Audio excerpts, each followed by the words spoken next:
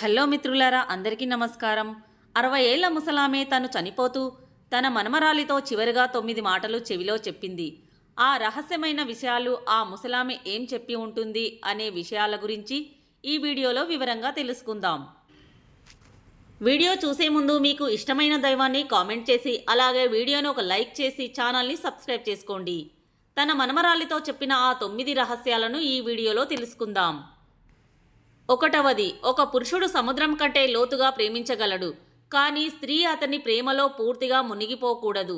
అతి ప్రేమ కొన్నిసార్లు కష్టాలను తెచ్చిపెడుతుంది. 2. పెళ్ళయ్యాక భర్త ప్రేమ ఎక్కువగా మంచానికే పరిమితమవుతుంది. అలా అని ప్రేమను పరాయి వారి నుండి ఆశించకూడదు. మంచి భర్త కాకపోయినా మిగిలిన సమయాల్లో నీ బిడ్డలకు మంచి తండ్రిగా, తన తల్లికి మంచి కొడుకుగా ఉండవచ్చు. 3. శరీరాన్ని అమ్ముకునే స్త్రీని వేశ్య అంటారు. అందరూ తనని నిందిస్తారు, కానీ ఆ శరీరాన్ని కొనుక్కునే పురుషుడికి మాత్రం ఏ పేరు పెట్టలేదు. అతన్ని ఎవ్వరూ పట్టించుకోరు. 4. ఎంత ధైర్యం ఉన్న స్త్రీలైనా చిన్న చిన్న కీటకాలకు మరియు ఇతర పురుషులకు భయపడుతూ ఉంటారు.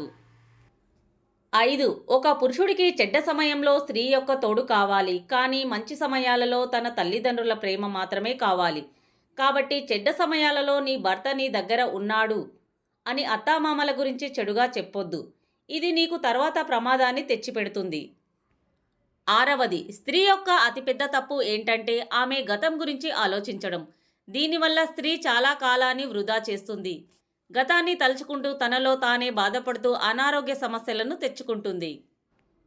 7. కోడలు తన పుట్టింటికి వెళ్ళినప్పుడు కోడలకు వ్యతిరేకంగా కొడుకును ప్రేరేపించి గొడవలు పెడుతుంది తల్లి. తన తల్లి చెప్పిన మాటలు నమ్మి భార్యను నిందించేవాడు అంధకారంలోనే ఉంటాడు. అలాంటి వ్యక్తితో ఏ అమ్మాయి జీవితమైనా కన్నీళ్లు రాజీళ్లతోనే గడిచిపోతుంది. 8. స్త్రీకి 40 ఏళ్లు దాటగానే అందం తగ్గిపోతుంది, కానీ కోరికలు పెరుగుతాయి. చివరి రోజుల్లో పురుషుని ప్రేమ స్త్రీ కన్నా 4 రెట్లు పెరుగుతుంది. ఎవరూ బలహీనులు కాదు. 5 రూపాయల పెన్ను అయినా 5 కోట్ల చెక్కుపై సంతకం చేయడానికి అవసరమవుతుంది. 9.